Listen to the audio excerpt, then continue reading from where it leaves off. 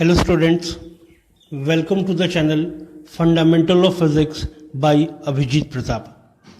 In the last lecture of electrostatic for class 12th, we have discussed about vector form of Coulomb's law. In this lecture, we will discuss about the effect of medium on electrostatic force. आपने electrostatic force scalar form और vector form दोनों में निकालना सीखा है by the help of Coulomb's law.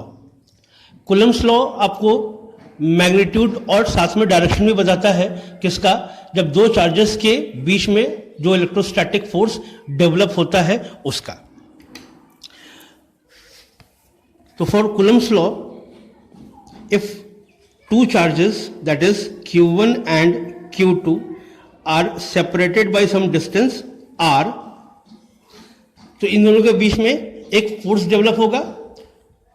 Charge Q2 पर Q1 की वजह से फोर्स लगेगा और Q1 पे क्या होगा, Q2 की वजह से फोर्स लगेगा. ये इलेक्ट्रोस्टैटिक फोर्स है जो कि कूलम्स लॉ बताता है. लेकिन साथ में ये जो फोर्सेज जो है Q1, Q2 और R के अलावा भी एक फोर्स फैक्टर के ऊपर डिपेंड करता है आपका, that is known as medium. कि ये चार्ज कौन से मीडियम में रखे हैं उसके ऊपर मैग्नीट्यूड ऑफ फोर्स जो है वो डिपेंड करता है आपका. तो आज के लेक्चर में हम लोग वही डिस्कस करेंगे कि effect of medium on electrostatic force. तो इनिशियली सबसे पहले हम लोग कंसीडर करते हैं कि इन दोनों के बीच में क्या है, ये मीडियम क्या है, आपका एयर है. हमने इसके पहले जो भी केसेस किया है वो सारे के लिए हमने मीडियम एयर रखा है. तो इनिशियली हम मान के चलते हैं कि इसके बीच का जो स्पेस है वो फील्ड है किससे, आपका एयर से है. तो फॉर एयर हमने निकाला था F12 is equal to F21. Magnitude दोनों का सेम होता है, मैग्नीट्यूड की बात कर रहे हैं हम लोग, स्केलर फॉर्म में चले, is equal to 1/4 pi epsilon naught Q1 into Q2 by R square किया था. जहां पे ये जो एप्सिलॉन नॉट है that is known as permittivity of free space, या फिर वैक्यूम भी बोल सकते हो आप इसको, या फिर हम लोग एयर भी के लिए भी लेके चलते हैं इसको. तो ये जो वैल्यू है एप्सिलॉन नॉट, ये है 8.854 इंटू 10 टू द पावर -12. ये सारी चीजें डिस्कस कर चुके हैं हम लोग.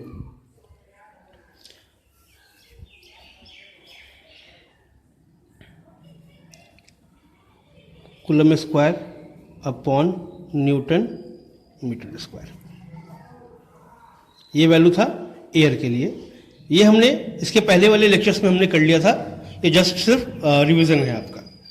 तो ये परमिटिविटी है. लेकिन अगर मान लीजिए कि यहां पे एयर की जगह कोई दूसरा कोई अगर वैल्यू है, तो दूसरा कोई अगर मीडियम है, तो उसके लिए फिर क्या करें हम लोग. तो सारा चीज तो सेम हो जाएगा, बट ये परमिटिविटी जो है इसका वैल्यू क्या हो जाएगा, आपका चेंज हो जाएगा.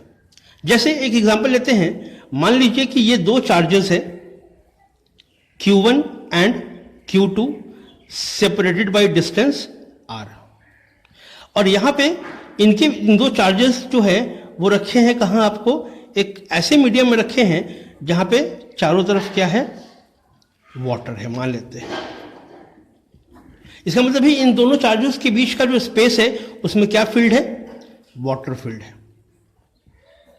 ओके, तो वाटर फील्ड है. तो इसके लिए हम लोग फॉर्मूला, अगर इलेक्ट्रोस्टैटिक फोर्स अगर निकालना है तो कैसे निकालेंगे हम लोग. तो फॉर्मूला तो सेम रहेगा आपका. F मैग्नीट्यूड की बात करते हैं, electrostatic force is equal to 1/4 pi epsilon. ये जो एप्सिलॉन है, अब यहां पे हम लोग नॉट ले सकते हैं क्या, नहीं लेंगे. क्यों नहीं लेंगे, क्योंकि नॉट कब लेंगे, वो सिर्फ और सिर्फ किसके लिए, आपका एयर के लिए है, स्पेस फ्री स्पेस के लिए है, या फिर वैक्यूम के लिए है. लेकिन जैसे ही एयर की जगह वाटर आएगा आपका, अगर एयर रिप्लेस होता है वाटर से, तो एप्सिलॉन किसका लेना है आपको, यहां पे उस मीडियम का लेना है. यानी कि वाटर का लेना है। केरोसिन होगा, केरोसिन का लीजिएगा, हाइड्रोजन होगा, हाइड्रोजन का लीजिएगा, यानी कि ये वैल्यू क्या हो जाएगी, चेंज कर जाएगी आपको। बाद बाकी जो कूलम्स लॉ बोलता है कि directly proportional to product of charges, so Q1 into Q2 तो रहेगा ही साथ में, और inversely proportional to square of the distance between them, that is R square होगा। तो अगर अब इन दोनों को अगर हम लोग कंपेयर अगर करते हैं कि एयर होगा उस केस में क्या होगा, वाटर होगा उस केस में क्या होगा, तो अगर इन दोनों को अगर इक्वेट करेंगे हम लोग, तो देखिए F air upon F water, यानी कि एफ एयर मतलब जब दो चार्जेस के बीच में मीडियम क्या था आपका, एयर। एफ वाटर मतलब जब दो चार्जेस के बीच में मीडियम क्या है आपका, वाटर है। फॉर्मूला लिख लीजिए। सो एफ एयर के लिए क्या था, 1/4 pi epsilon not into Q1 Q2 upon R square. इसके लिए क्या था, 1/4 पाई एप्सिलॉन, इसके लिए वाटर के लिए, ओके, ये नॉट मतलब एयर के लिए। So Q1 into Q2 upon R square. So जो टर्म्स कैंसिल होने वाला है उसको कैंसिल कर लीजिए। Q1 Q2 R स्क्वायर से R स्क्वायर, 4 पाई से 4 पाई कैंसिल हो गया आपका। It means F air upon F water, ये टर्म क्या हो जाएगा आपका, 1 ऊपर वाला टर्म क्या बच गया, 1 epsilon naught divided by 1 epsilon. इस टर्म को आप लिख सकते हैं epsilon naught divided by epsilon. इसको हम लोग बोलते हैं एप्सिलॉन आर। ये क्या है, एप्सिलॉन आर जो है वो रिलेटिव परमिटिविटी बोलते हैं, वेयर एप्सिलॉन आर, इसको क्या बोलते हैं हम लोग, relative permittivity,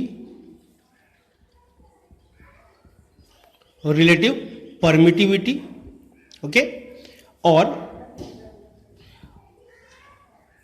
permittivity of medium with respect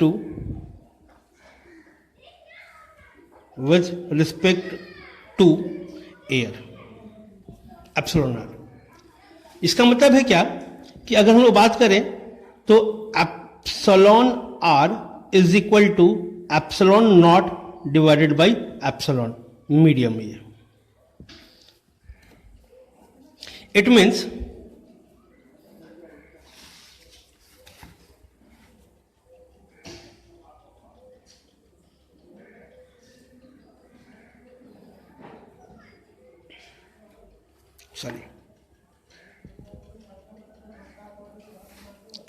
mistake है सर एक, इस टर्म को हम लिख सकते हैं epsilon divided by epsilon naught, इसको हम लोग एप्सिलॉन आर यानी कि रिलेटिव मीडियम बोल रहे हैं, रिलेटिव परमिटिविटी, और ये हो जाएगा आपका एप्सिलॉन अपॉन यानी कि epsilon medium upon epsilon naught. ये मिस्टेक है, चेक कर लीजिएगा इसको। तो epsilon R is equal to epsilon medium by epsilon naught, यानी कि यहां से अगर हम लोग देखें तो relative permittivity of medium is equal to क्या हो जाएगा, relative permittivity into permittivity of free space. यानी कि अगर हम लोग एफ किसी भी मीडियम के लिए अगर निकालते हैं हम लोग, तो फॉर्मूला क्या है आपका, 1 डिवाइडेड बाई 4 पाई एप्सिलॉन कितना, मीडियम के लिए होना चाहिए, Q1 into Q2 divided by R square. अब मीडियम की अगर बात करेंगे तो मीडियम में क्या है आपका, epsilon R into epsilon naught है, तो ये टर्म आप यहां पे लिख लीजिए, यानी कि F medium is equal to 1/4 4 pi epsilon, medium की जगह हम लोग epsilon R into epsilon naught लिख सकते हैं, epsilon R into epsilon naught Q1 into Q2 divided by R square, epsilon R into epsilon naught this one. तो इस तरह से आप किसी भी दूसरे मीडियम में आप इलेक्ट्रोस्टैटिक फोर्स कैलकुलेट कर सकते हैं। जहां तक बात है ये परमिटिविटी की, तो ये वैल्यू जो है वो आपको क्वेश्चन में दी हुई रहती है, तो ये आपको याद करने की जरूरत नहीं है। आपको एप्सिलॉन नॉट की वैल्यू याद रखनी है, एप्सिलॉन आर की वैल्यू आपको क्वेश्चन में दी हुई होगी। या तो फिर अगर मीडियम का अगर दिया हुआ है डायरेक्टली तो हम लोग ये फॉर्मूला यूज कर लेंगे, और अगर मीडियम का परमिटिविटी ना दे के हमको अगर रिलेटिव परमिटिविटी दिया हुआ है तो हम लोग सेकंड इक्वेशन यूज करेंगे, और अगर मीडियम का परमिटिविटी दिया हुआ है तो हम लोग इसके जस्ट ऊपर वाला इक्वेशन यूज कर लेंगे for calculating electrostatic force in different medium. Effect क्या पड़ेगा, अगर एयर को अगर रिप्लेस करते हैं किसी मीडियम से तो इलेक्ट्रोस्टैटिक फोर्स के ऊपर क्या इफेक्ट पड़ता है उसको एक बार हम लोग देखते हैं।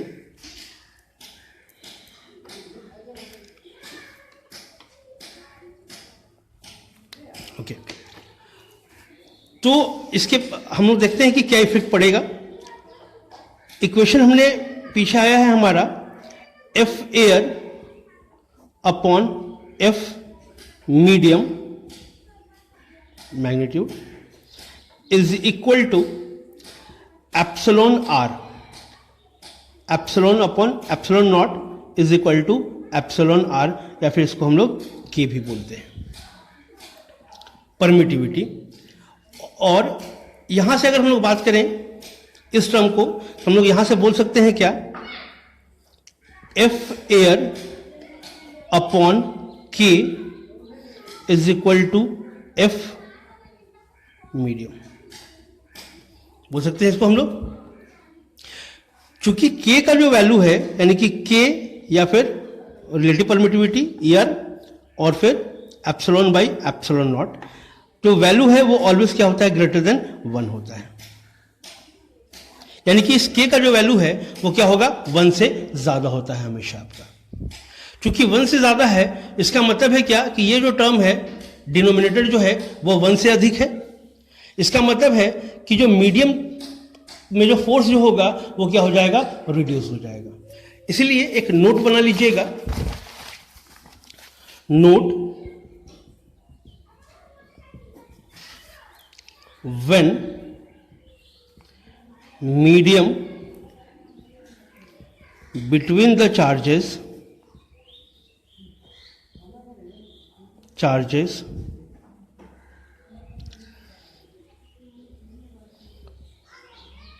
when सॉरी एक नोट बना लीजिए, when air is replaced by some medium of relative permittivity or dielectric constant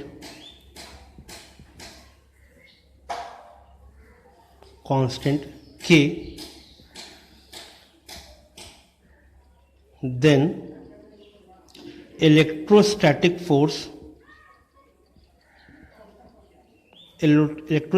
force reduces by the factor of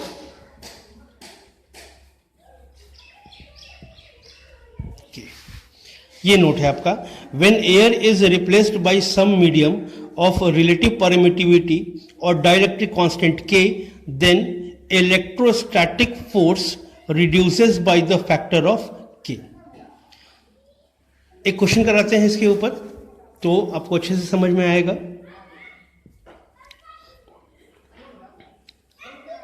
electrostatic force between two charges is assume 10 Newton. Okay, when medium between the charges is air. Okay, now medium is replaced by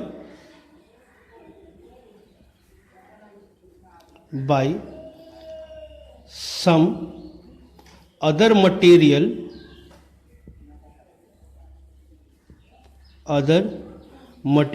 of dielectric constant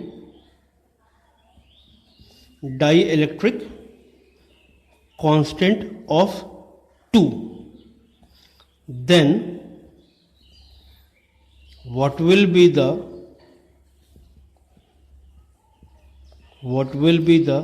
new electrostatic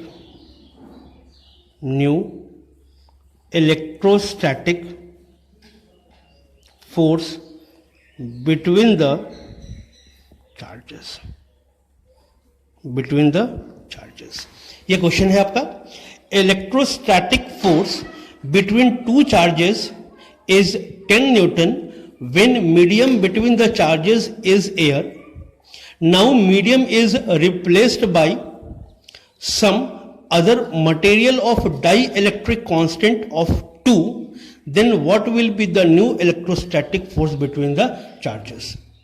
ये question है. देखिए question जितना ही बड़ा है solution उसका उतना ही छोटा है आपका. अगर आप ट्राई करना चाहें तो वीडियो को पॉज करके ट्राई कर सकते हैं आप इसको. ओके, सॉल्यूशन आ गया. चलिए सॉल्यूशन देखिए इसका हम लोग. चलिए डन. तो सबसे पहले आप डाटा कलेक्ट कीजिए. देखिए क्या है. Electrostatic force between two charges is 10 Newton. It means Fe आपको दिया हुआ है कब, जब मीडियम क्या है आपका एयर. कितना है 10 newton. Now the medium is replaced by some other material of dielectric constant of 2. It means आपको क्या दिया हुआ है, के का वैल्यू दिया हुआ है कितना 2. ओके, और आपसे क्या पूछा है, इलेक्ट्रोस्टैटिक फोर्स पूछ रहा है किसे, उस मीडियम के लिए. ये आपसे पूछा है. उसमें आपने नोट में क्या लिखा है, नोट में लिखा है कि अगर एयर के अलावा कोई भी अगर मीडियम अगर रिप्लेस करता है उसको तो रिड्यूस होता है कितना, के टाइम्स. तो हम लोग डायरेक्टली यहां से बोल सकते हैं क्या, Fe medium is equal to Fe air by K. Fe air आपको दिया हुआ कितना 10 न्यूटन. के का वैल्यू दिया हुआ कितना 2. कैंसिल कर लीजिए. सो मीडियम में इलेक्ट्रोस्टैटिक फोर्स जो होगा वो कितना हो जाएगा आपका 5 Newton.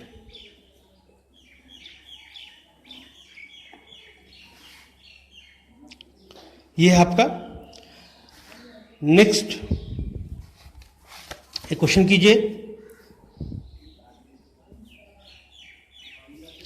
If Fe medium is equal to 20 Newton, K is equal to 3, then find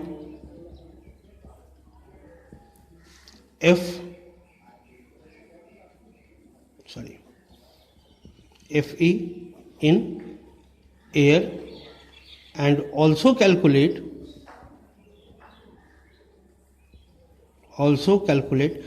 permittivity of the medium. चलिए वीडियो को पॉज कीजिए, कैलकुलेट कीजिए इसको.